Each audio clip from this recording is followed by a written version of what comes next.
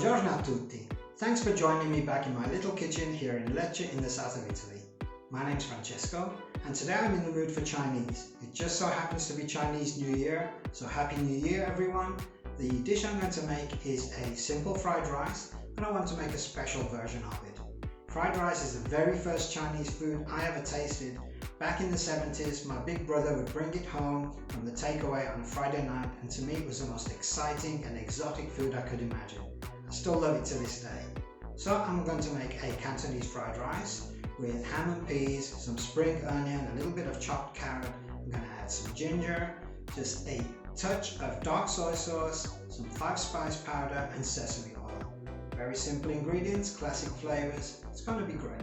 I'm going to add some mushrooms to it, and the egg I'm not going to mix into the rice. I'm going to make a simple omelette, then line a bowl and fill it with the finished fried rice and turn it out.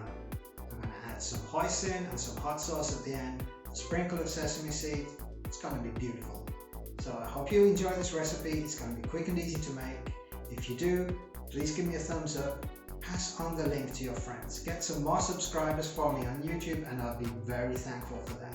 So let's enjoy this recipe and please come back and follow me for more. Let's cook.